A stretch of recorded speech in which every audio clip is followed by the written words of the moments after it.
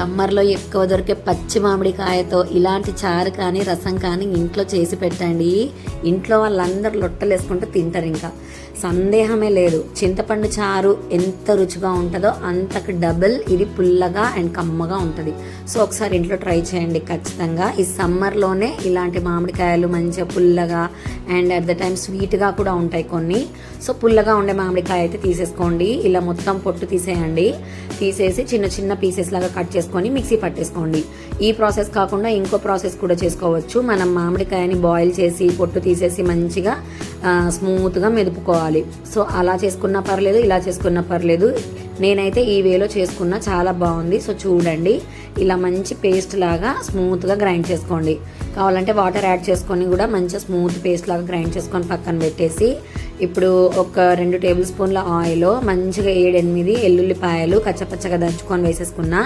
1 spoon ఆవాల జీలకర్ర, కొంచెం ఇంగువ పుల్లటిది ఏం తిన్నా ఏది వండుకున్నా అందులో ఇంగువ వాడండి. సో కొంచెం డైజెషన్కి బాగుంటుంది, టేస్ట్ కూడా బాగుంటుంది. అందులోనే ఒక 2 పచ్చిమిర్చిలను చిన్నగా కట్ చేసి వేసుకున్నా. మీకు స్పైస్ ఎక్కువ కావాలనుకుంటే ఇంకో 2 పచ్చిమిర్చి లేదా 2 ఎండుమిరపకాయలను వేసుకోండి. అందులోనే గుప్పెడు కరివేపాకు, ఈ ఫ్లేవర్ బాగుంటుంది.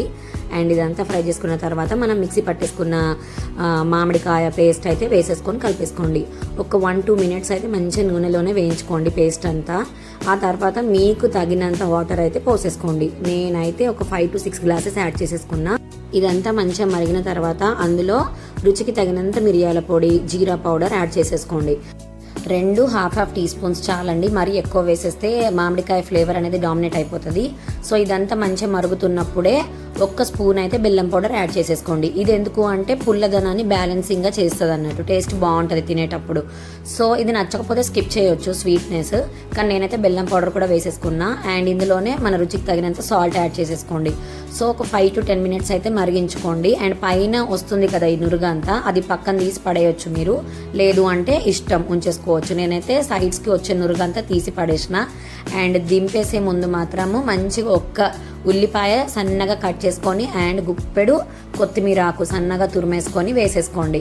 సో ఇలా మంచి వేడివేడి అన్నంలో అయినా చల్లటి అన్నం అయినా సరే ఈ చారు కానీ రసం కానీ మంచిగా లొట్టలు వేసుకుంటూ తినేస్తారు. నిజం చెప్తున్నా, నేను వేడి వేడి మీద చేతులు కాలుతున్నా కూడా టేస్ట్ చూసేసిన, అంటే నోరు ఆగలేదు వండేసిన తర్వాత, అంత బాగుంది.